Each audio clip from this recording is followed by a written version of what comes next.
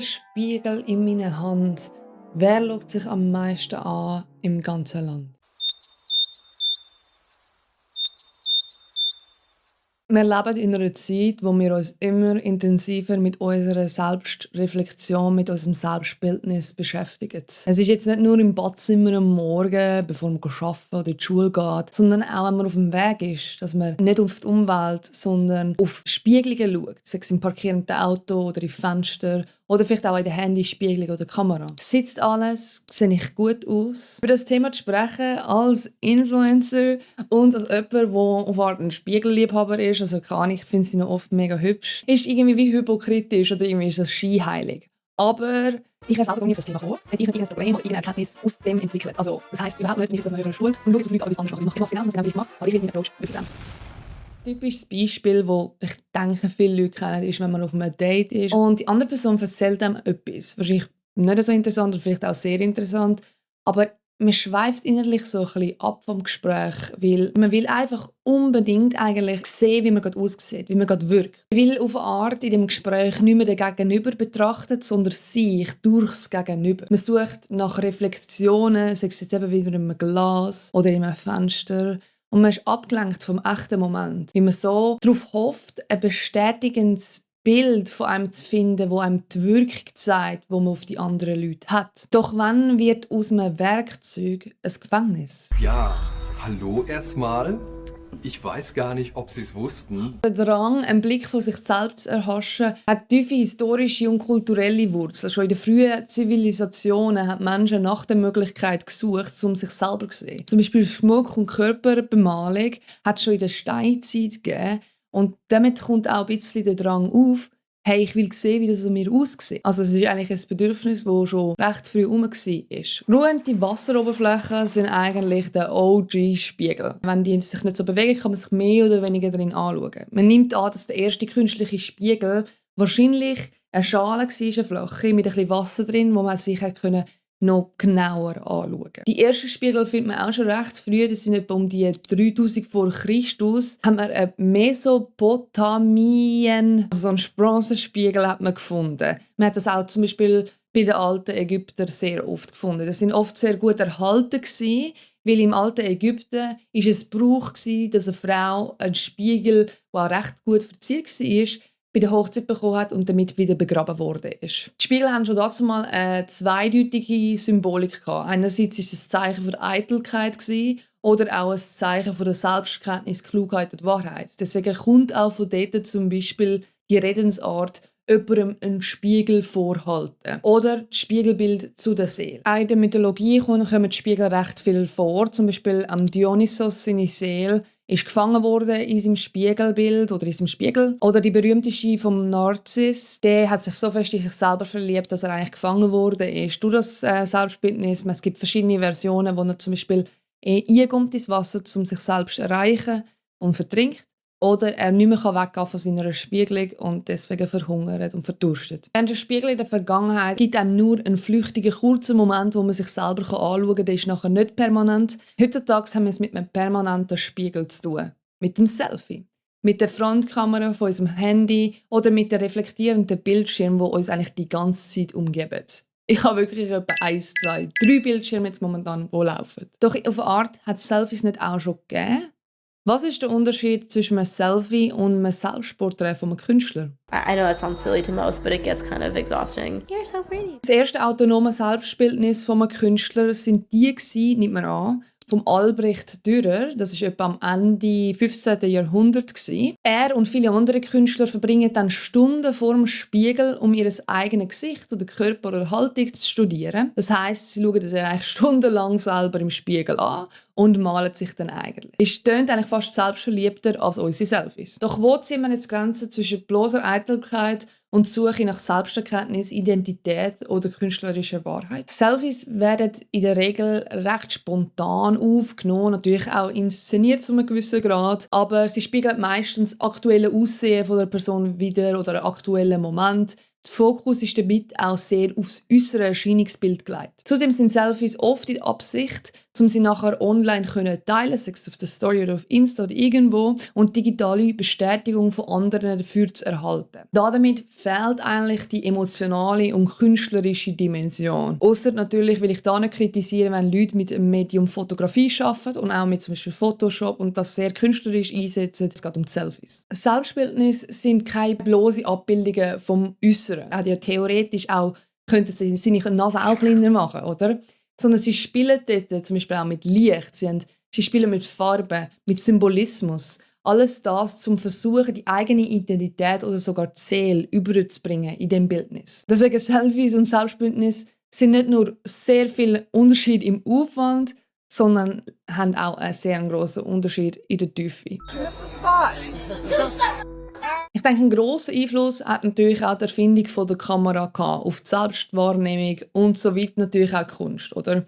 Ich persönlich habe das Gefühl, alle wissen, wie die Kamera entstanden ist, weil ich halt ein bisschen Kamera-obsessed bin. Aber ich fasse es euch trotzdem kurz zusammen. Die Kamera Obscura, ich hoffe, ihr kennt das. Man kann die übrigens auch selber bauen daheim. Die hat man schon kennt um die Aristoteles-Zeit, also etwa 350 vor Christus. Das ist natürlich weiter erforscht worden, aber im 1840 hat die Kameras immer noch Belichtungszeiten von etwa 15 Minuten gehabt. Deswegen haben die Leute dort nicht gelächelt. Also ab und zu haben sie Grimassen geschnitten, wie das kannst du länger halten. Oder sie sind einfach ernst gewesen. Das Lächeln ist viel zu schwer, um das für 15 Minuten zu machen. Bis dann etwa eine Kamera kam, die für tägliche anwendbar war. Das ist nochmal gegangen bis zur Automatisierung der Kameras. Das war etwa im 1950. Die erste nach vorne gerichtete Kamera, also auch Selfie-Kamera meine ich damit, ist etwa 1995 von der Casio QVC Digitalkamera. Das ist keine reine Frontkamera, aber wir konnten die kleine Kamera 180 Grad drehen. Dadurch hat der Benutzer sich selber anschauen, während die Kamera auf und gerichtet war. Kurz vor dem 21. Jahrhundert ist dann die erste richtige Selfie-Kamera erfunden worden. Die hat es dann zuerst bei Nintendo und dann direkt darauf auch beim ersten Handy. Das ist aber eigentlich im asiatischen Markt mehr verbreitet und ist erst im 2003 auf den westlichen Markt gekommen. Die Popularisierung von Selfie-Kameras sind erst mit dem Launch von iPhone 4 gekommen, im 2010. Seit der Einführung von dieser Frontkamera im iPhone ist das immer mehr implementiert worden in anderen Handys und die eigene Darstellung ist eigentlich omnipräsent geworden. Mit dem Aufkommen von Social-Media-Plattformen hat sich das Ganze auch nochmal verändert. Selfies sind nicht mehr einfach Abbildungen für einen selbst geworden, die man immer wieder anschauen kann oder vielleicht auch auf einer Dia-Show zeigen, sondern jetzt können es auch andere Leute einsehen. Man kann die Fotos jetzt optimieren, kuratieren, im öffentlichen Netzwerk zur Schau stellen und Bestätigung durch die bekommen. I just told you who I thought I was. A god. I just told you. In der Vergangenheit hat man sich selber anschauen durch Spiegel, Gemälde, gelegentliche Fotografien, aber das Leben hat sich nicht darum gedreht, sich selber ständig zu beobachten. Heutzutage mit dem digitalen Zeitalter ist diese Beschränkung aufgehoben worden. Ganz ehrlich, Social Media fühlt sich an wie ein riesiges Spiegelkabinett, wo uns kuratierte Schnipsel von unserem Leben oder unserem Aussehen zurückwirft, und zwar nicht nur auf uns, sondern auch auf das Publikum. Jede Reaktion wirkt wie eine digitale Rückmeldung von unserer Erscheinung. Es gibt auch wirklich Leute, die halt hässig werden, wenn zum Beispiel ihre Freundin ein Bild von ihnen nicht liked, weil sie das Gefühl haben, dass das wirklich eine aktive Reaktion ist auf ihr Aussehen, auf ihr Können, zum Beispiel auch mit der Selfie-Kunst. Mit dem Ganzen verpassen wir echte Momente, weil wir unglaublich damit beschäftigt sind, uns selbst im besten Licht immer zu präsentieren. Und damit entsteht halt mega fester Eindruck, wir sind alle wie der Narziss, der in seinem eigenen Spiegelbild verloren gegangen ist, gefangen worden ist, ertrunken ist, zu Ende gegangen ist. Der Unterschied zwischen dem Narziss und uns ist, dass der Narziss sich so fest liebt, dass er seine Augen nicht wegwenden kann. Und wir hassen uns so fest und kritisieren uns so fest, dass wir uns die Augen nicht entreissen können, weil wir noch so fest Drang haben, um alles noch optimieren. Ich muss sagen, bei meiner Recherche bin ich mega viel auf das Wort Narzissmus gestoßen. Unsere Generation sei narzisstisch oder es gibt mehr Narzissten. Einfach, dass wir das mal gesagt haben, das ist absolut falsch. Ich glaube, die Leute lieben ihre Schlagzeilen, aber sie haben wirklich sich noch nie mit der narzisstischen Persönlichkeitsstörung auseinandergesetzt. Weil jeder, der das gemacht hat, weiss, dass Narzissmus ein komplexes psychologisches Phänomen ist Und zwar entsteht das nicht durch zu viel Spiegel oder zu viele Selfies oder zu viel Selbstliebe, sondern durch traumatische Erfahrungen und Misshandlungen, die man erlitten hat als Kind. Während in unserer individualistischen westlichen Kultur Narzissten tendenziell bevorzugt werden, während das in anderen Kulturen, by the way, nicht so ist oder sehr lange nicht so war, scheint es so, als gäbe es mehr. Aber wie wir wissen, Narzissmus ist erstens nicht durch das ganze Social Media entstanden und zweitens gehört zum Narzissmus oder einfach zu der narzisstischen Persönlichkeitsstörung noch viel mehr dazu, als einfach nur sich selber darstellen und zur Schau stellen. Und trotzdem, ich kann verstehen, von wo dass die schlechten Journalisten den Eindruck bekommen haben oder das gespürt haben. Ich kann sie selber mitverfolgen, wie heutzutage unsere äußere Wirkung ein brutaler Fokus ist. Ich sehe die Obsession in meinen Freundschaften. Ich sehe sie in täglichen Interaktionen. Ich sehe es besonders in Gesprächen, wo die Obsession immer mehr dominiert. Wenn ich mit jemandem Neues oder sogar mit jemandem Altbekanntes gehe Kaffee trinken, oftmals nach dem Smalltalk folgt dann automatisch das Gespräch, die Diskussion über das letzte TikTok, das sie gesehen hat, wo sie herausgefunden hat, welches Shirt jetzt ihre breiten Schultern dünner macht und dafür ihre Hüfte betont. Did you have a your body shape here? Es geht immer so weiter. Es nimmt es extrem an, so dass es jetzt darüber geht, oh, ich habe jetzt noch die und die Kleider gesammelt und die Kleider muss ich jetzt weggeben oder futrühren. Ich merke, wie sich Sachen verändern, nämlich immer von irgendeinem Ausdruck oder Selbstfürsorge zu einer Verbesserung von einem selbst. Die Kleider sind nicht mehr Selbstausdruck, sondern Selbstverbesserung. Das Gym ist nicht mehr für mentale oder körperliche Gesundheit, eine Stärke, wo man stolz darauf sein kann, sondern um den Körper zu formen. Der Make-up geht auch darum, dich zu verbessern. Deswegen kommt ja das ganze Clean Girl und bla bla bla. Es geht nicht mehr darum, dich irgendwie auszutoben, dann sieht es halt scheiße aus, Bro. Dann mach es doch grusig, Bro. Ich merke einfach, dass ganz, ganz viele Facetten von unserem Leben nichts mehr mit dem Inneren von uns zu tun haben, sondern immer mehr mit dem Äußeren. Ich sitze dort an dem Kaffee und ich bin immer wieder so, was ist aus dieser Konversation halt ein bisschen geworden? Wo ist die Person, die ich eigentlich treffen wollte? Und warum will sie das eigentlich? Natürlich, sie will schön sein. Aber warum willst du schöner sein? Warum? I mean, I work with a lot of pretty women, but you make them look like pigs. Wir können nicht leugnen, dass unser Äußere einen Einfluss hat auf die Welt um uns herum und wie sie uns anschauen, die Leute um uns herum. Deswegen gibt es ja auch zum Beispiel Rassismus oder Speziismus. Das betrifft im Fall nicht nur auch Tiere oder Ableism. Also dort zum Beispiel auch, wenn man jemandem etwas ansieht, behandelt man die Person anders. Genauso ist es mit Pretty Privilege. Ich sehe das mega fest als auf eine Ausrede zur Selbstkontrolle. Es existiert. Menschen, die konventionell schöner oder mehr dem westlichen Bild entsprechen, werden bevorzugt. Aber dass unser Aussehen einen wirklichen Einfluss hat auf uns und unser Sozialleben, das müssen wir einfach auch erkennen. Das können wir nicht sagen, dass es nicht echt ist. Die prägen uns, die Sachen. Und uns und auch die Leute um uns herum. Es ist wichtig, dass wir sie kennen, dass wir sie nicht leugnen und dass wir aufstehen füreinander, für uns selber und uns unterstützen. Weil das ist etwas unglaublich belastend, weil man eigentlich wirklich keine Kontrolle darüber hat. Aber schlussendlich müssen wir uns bewusst machen, dass wenn wir mitziehen mit dem, wenn wir mitmachen in dem Kampf um Perfektion, vertreten wir die Werte. Auch wenn wir die Werte nicht auf andere Leute legen, sie prägen unsere Ansprüche an uns selber und somit auch, wie wir mit uns selber reden, wie wir handeln, unser Denken. Und somit prägen wir auch Leute um uns herum. Ich habe das von meiner Psychologin, ganz ehrlich. Sie hat mir nämlich gesagt, Zielsetzung im Leben ist wichtig. Ich bin eigentlich jemand, der immer einfach nach dem Vibe geht. Aber Zielsetzung ist wichtig. Wenn du eine Familie mit Kind willst, dann ist das dein Ziel. Und wenn du das dort anlaufst, vertrittst du den Familienwert, oder? Macht eigentlich extrem Sinn. Das heisst, wenn du die Perfektion verfolgst, vertrittst du diese Werte. Und das will ich nicht. Und ich erwarte von niemandem, vollkommen, dass man sich lösen kann von dem Drang, von der Schönheit. Er ist wirklich tief. Also ich kann das wirklich auch nicht erwarten. Das ist auch nicht mein Anspruch an irgendjemanden. Kann ich auch nicht an mich selber setzen. Wir können nicht leugnen, dass das Gewicht von der Schönheit nicht auf unser Sozialleben lastet. Aber jetzt momentan, es geht nicht um die grosse Thematik von der Hautfarbe oder der Abstand in den Augen oder die Augenform. Das ist sehr ein grosses, wichtiges Thema, das will ich überhaupt nicht kleinreden. Aber jetzt in dem Video geht es um den Eigenbezug, den du zu dir hast. Ums Messen von deinen Poren im Spiegel oder das Auszupfen von den kleinen Härchen, die du da auf der Seite hast.